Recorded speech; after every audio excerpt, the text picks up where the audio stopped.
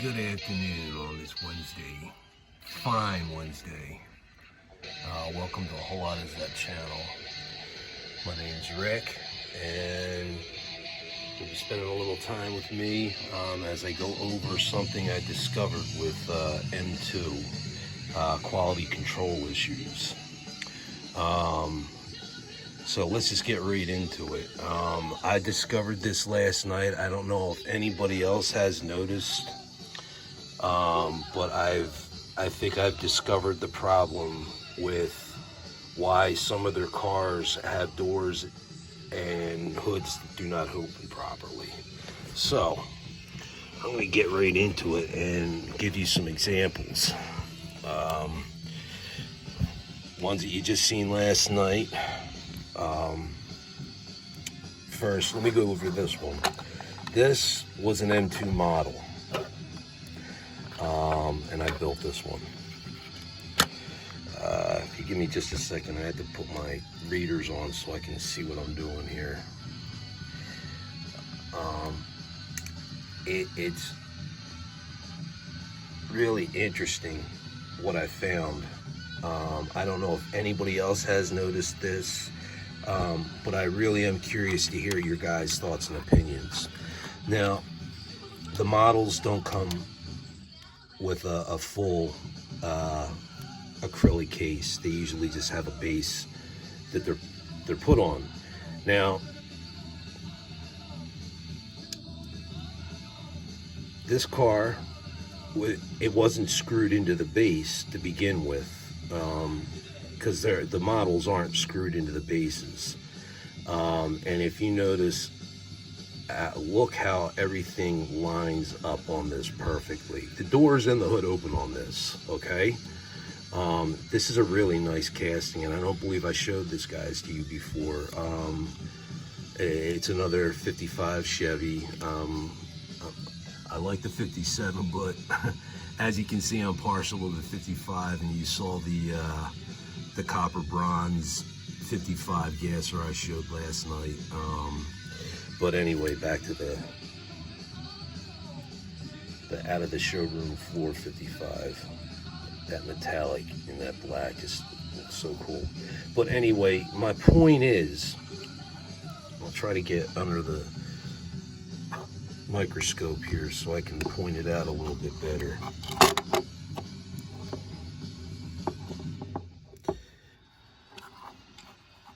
Okay, now you see where they're screwed in. Those pillars, do you see where they're located? Just right below the C pillar and right below the front door hinge, where the hood and the doors connect. Okay, now there's no problem with this one because I put it together and I screwed it down. I did not screw it down to the point where, if you take a look at another one that was bought already, one of those doors opening like a Detroit Muscle or something, and there again, where it's screwed into the base, I'm finding out those are pressure points, and they screw these cars down so tight. If you really look, the wheels are sucked up into the wheel well. They screw these down so tight, and those pressure points are pushing the car outward. It's like expanding it outward on both the back end by the C pillars and the front end by the door jambs and the hood. And incidentally, let's show you the hood on this car. A quality control issue. I bought it like that. It's kind of hard to do this with one hand.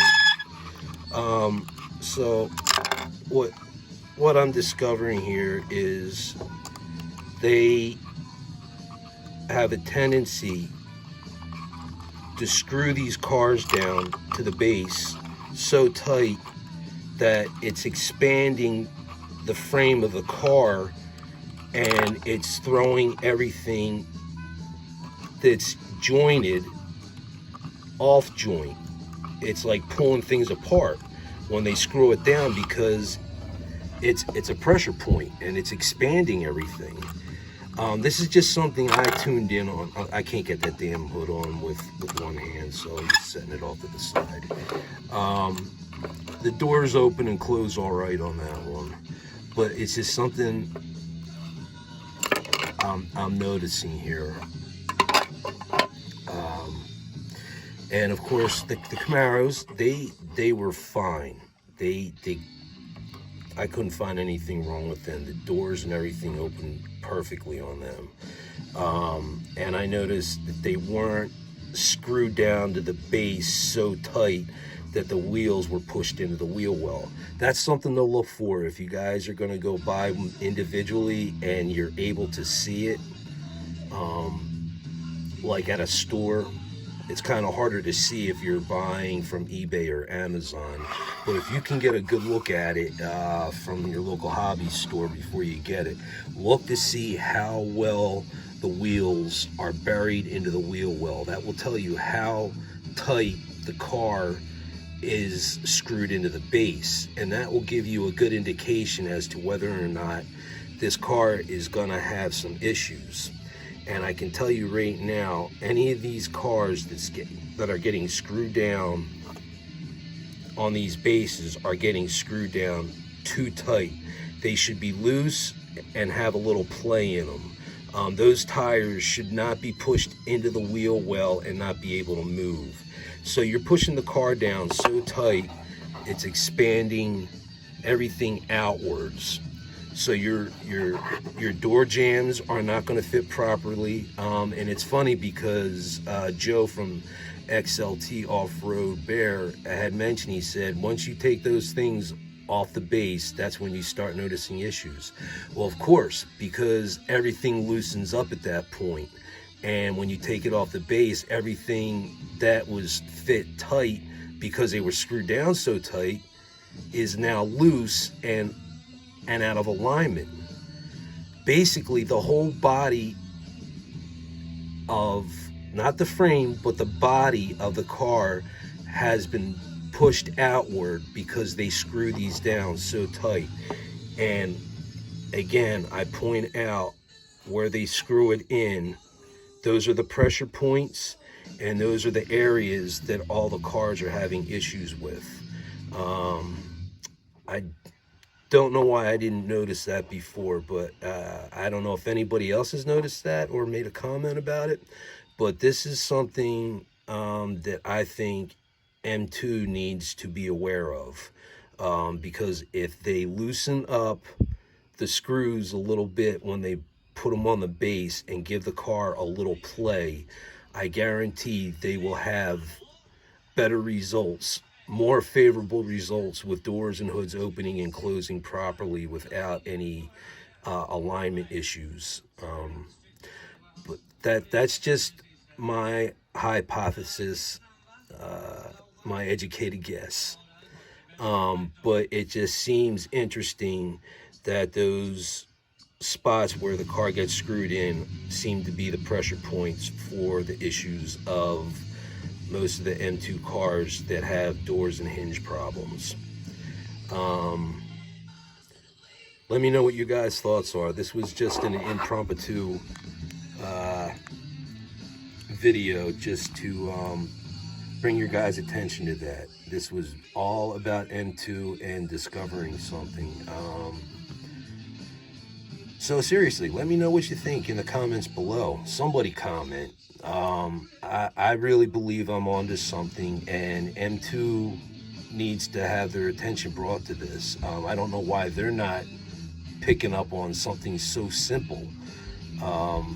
Again, the one I built, everything lines up perfectly because I did not screw it down to the base so tight that all the wheels were sucked up into the wheel well.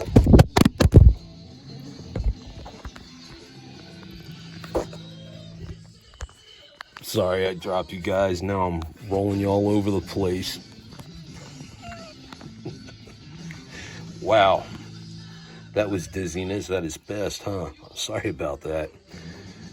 But I'm just pointing this out.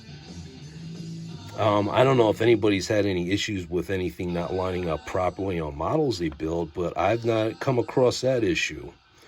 That I hope continues the same. And actually, I'd like to hear other people, if they've gotten any models and put them together. Are they fine, or are they having issues with them as well?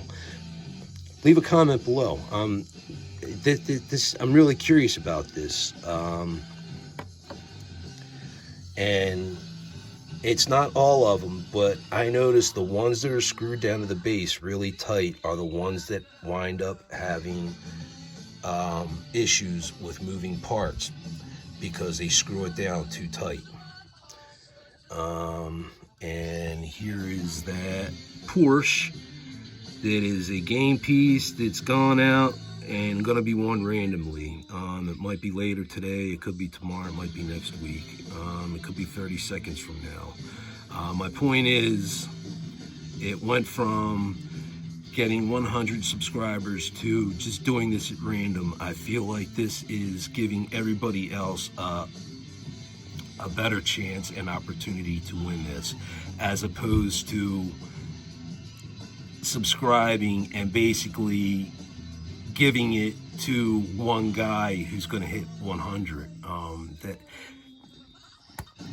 There's no incentive for doing it that way, because it's only one guy. But here I'm giving all of my subscribers an opportunity to win this. And if you subscribe to my channel, like and share, you'll be another member of the club that may win this car. And I will be doing giveaways either monthly or bi-monthly. I just want to get through this first one and see how this works out, and maybe I will plan to do that bi-monthly. Just give a car away at random. I believe that will increase the interest in subscriptions. It doesn't narrow it down to just one person. Everybody's going to be involved in it, so everybody gets a chance to win this. And I think that's a more fair approach to getting this, as opposed to just waiting to be that 100th person so you can subscribe. It didn't seem fair that way. So with that being said, that's how I'm approaching this game and how it's won. But those are an impromptu video that was eaten at me last night about the way the cars are screwed in to the bases, and how those pressure points where they're screwed in is exactly where cars are having issues. So it all depends upon who the person is that's screwing the cars into the bases, how tight they're going with them. But seriously, folks, if you're in a store and you're in the market for purchasing an M2, look at the wheel wells and make sure, unless it's supposed to look like that, make sure those wheels aren't sucked up into the wheel well, because if they are, that car was screwed down to the base way too tight. There should be play in the car between the base and the car. There's no excuse for it to be tightened down that tight. They're not going anywhere once they're screwed in. So M2, man, if you only subscribe to my channel, you'd be hearing this. It's a quality control issue that can be fixed so easily with how much pressure you apply to the screws when you're tightening down the cars on the bases. Okay, I'm off my soapbox on that, but I seriously believe I'm onto something with this M2 theory. Give me your guys' opinions on this. This is Rip from a whole lot of Zep, And thanks for watching my channel. Don't forget to hit subscribe, like, and share. And I'll see you on my next video. Take care and be safe.